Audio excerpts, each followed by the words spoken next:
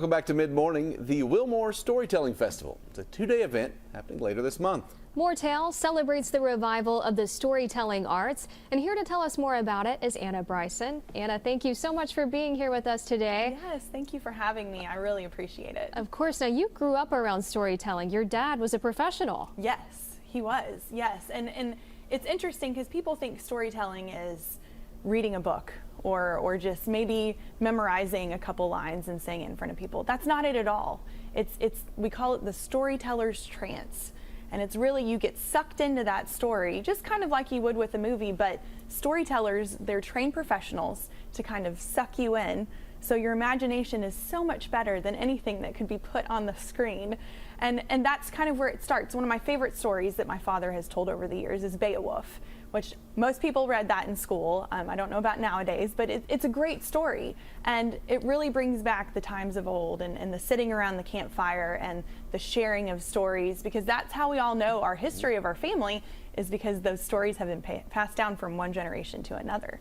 Is part of this an effort to keep storytelling traditions alive? Because, a long time ago, that was kind of how everything got passed. Yes.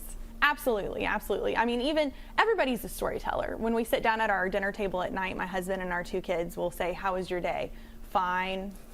But we really work with them on, tell us how it was. Tell us some stories. Who was your favorite friend today? What did you eat for lunch? Did you notice somebody else eat something really weird for lunch? How did you think about that? Because we're all storytellers, to be honest. Yes, we are. Yeah. You've got professionals from all across the country coming to this event. Tell us about them. We do. Heather Forrest, Tim Lowry, Adam Booth, and then my personal favorite, Ed Bryson. That's my father. He's also our board president. But yes, they're all coming from out of state, and they'll be here September 20th and 21st for More Tales Wilmore Storytelling Festival. It's our 8th year, and we're so excited to put this on because most festivals cost a lot of money. Ours is free, and it's because of all of our amazing sponsors: Highbridge, Springwater, Visit Jessamine, Wilmore, DB Construction. We've got some great sponsors to make this a free event because we are trying to revive this older art form that not a lot of people really know about.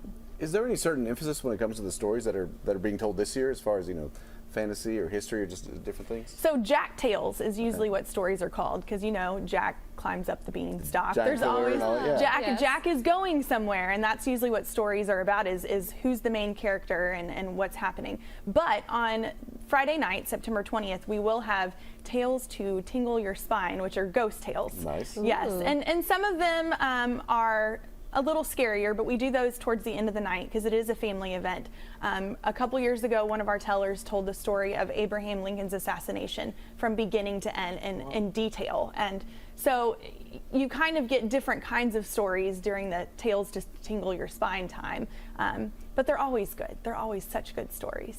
This sounds like a great time. Yeah. Thank you so much for coming on today to tell us about it. Yes, thank you so much. 20th and 21st of this month, we've got the information up there. And it's free. Free. Good to know. All Thank right. you so much. Thank you. Keep it here on Mid-Morning.